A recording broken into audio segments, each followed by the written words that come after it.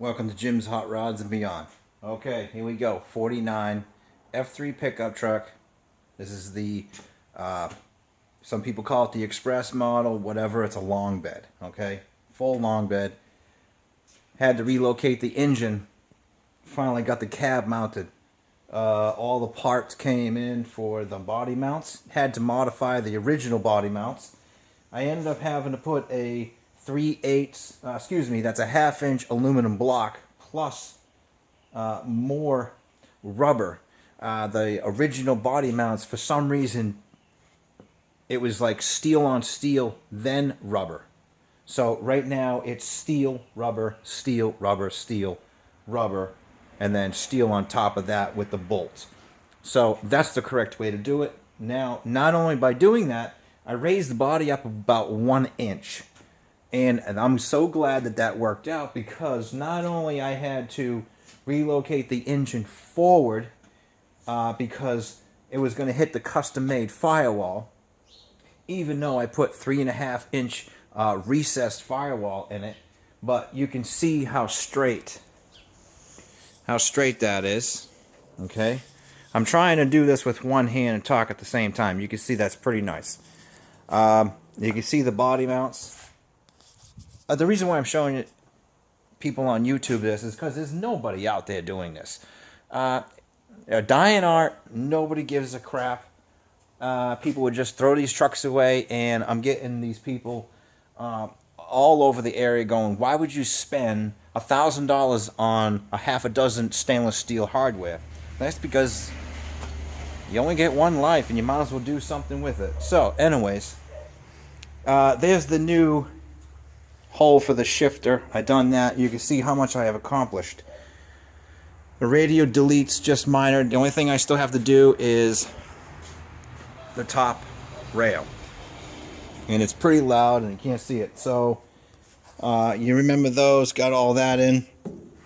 Come to find out that the seat that I had made for this about 5 years ago, for some reason now it doesn't fit, and I'm going to tell you why real quick. It's because when I made this, everybody knows if they've seen the other video, when they're all said and done, I made this box 2 specs for Infinity Reference Series subwoofers. Can't get those original ones anymore, so I had to find these. But by getting these raised the dimensions up about I'd say 5/8. So what that means is the original pedestal hit the top of the surround and the adjustment mechanism for the slide on the seat. So I had to cut some brackets for that, which were 3/4 inch stock. Here, I'll show you. I had to get some of this right here. This actually is net. I had to cut 4 of these, so now this sits on this. Then the seat sits on top of that, and then they bolt through in. Simple, end of story. This is what happens when you're dealing with customs.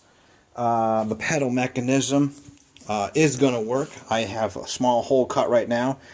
You can see where my steering box is, and that's where I'm led to right now.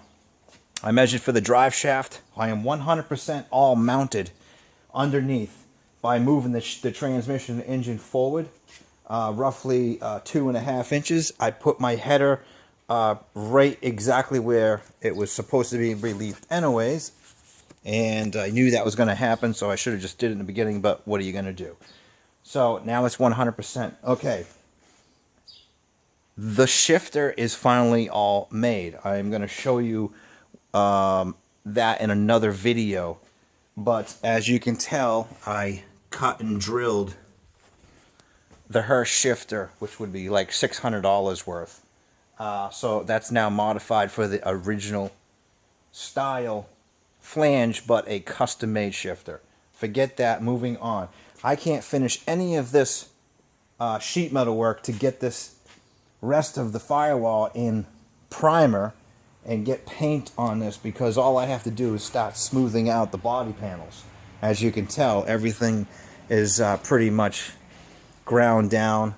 I have to do a little bit underneath here, but that's where I stopped, because I have a early I believe it's a 67 Thunderbird steering column that I got at a swap meet for $35.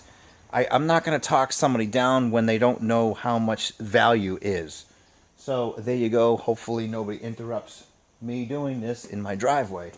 I am using the Thunderbird column with a vintage California custom steering wheel. And I'm going to show you what that steering wheel looks like. There's the back side, but we ain't going to talk about that right now. That steering wheel is from the 50s. It was I paid like $200 for the steering wheel, whatever. Now you could buy them for like $35. Kind of irritated about that. But that's vintage, okay? That's the real deal. It's got a stamp on it to tell you. I'm going to go on with the original.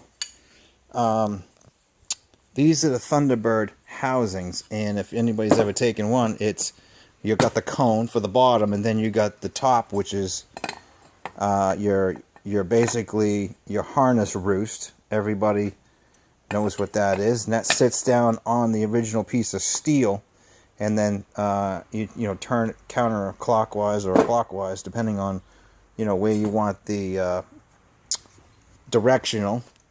But this is the top of that's the top of the mount. That actually would sit on there, and it would go down, and this would lock in there. Now, on these, I modify all my columns. Start with an original. I know everybody can go get it. I did it column or Billet Specialties bullshit, but you know what? There are no hot rods on the road. Go fuck them people, okay? Don't spend $1,000 with those numbnut companies when they can't sell their shit to anybody on the road anymore, because all today's cars have the shit from the factory, and you know that, so you're getting fucked in the ass if you do decide to buy one of those goofy, stupid steering columns. Find an original column and do the same exact thing that they're trying to screw you in the ass with. You modify the column. I've done this to several others. It's really simple. You just have to think about it, and there's a million ways to think about it. This is the best way that I know. Start with the column on a Thunderbird. It has a washer and a flat control plastic washer or a thrust washer. They float inside the housing. What you do is you take the plastic out, dump the steel thrust washer out, hold it in there upside down, and you weld that thrust washer inside. Pretty simple. It took 2 seconds. It didn't cost me a goddamn penny. You want to cut these, you can leave it the way it is, but I find that they're super, super ugly. Not only this is seamed, corrugated tubing, you can see the little webbing, the welds right there, okay? Not only it's seamed, these columns look like total trash.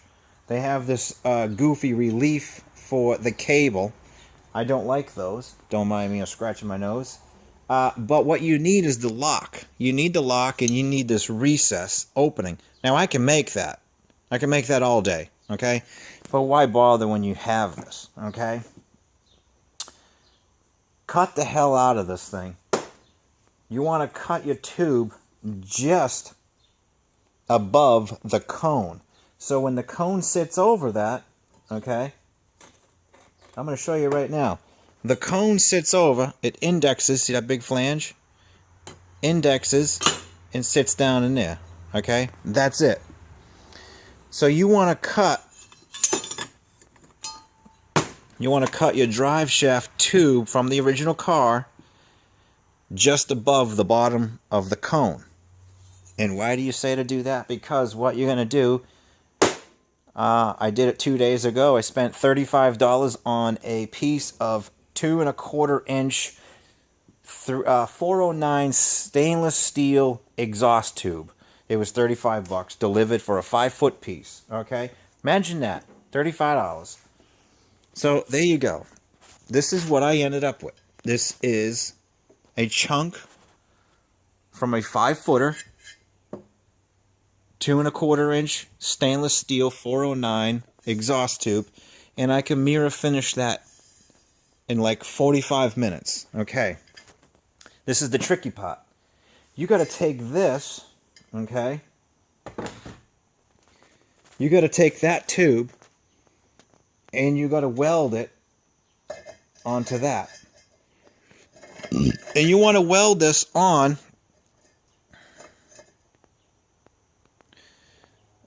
just because the flat washer sits there, and then the plastic thrust bearing or washer sits flush to that. So you want to weld that just like that.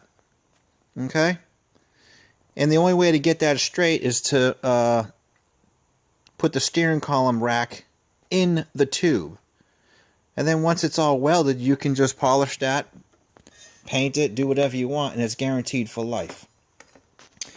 But this is what I'm going to show you. This is two things that's very complicated. Okay? On the original steering column, they have a intermediate thrust bearing. Okay? And this is a tapered cone bearing. And what that does is it's sitting on top of the directional housing, and then it sits on top of this, and then inside you have a series of bushings and one spring, so that sits in there. This video is too long. I'm going to keep it right around 12 minutes. I will talk about a secondary bearing that's a must-have for anybody that wants to build their own column. On to the next, bud.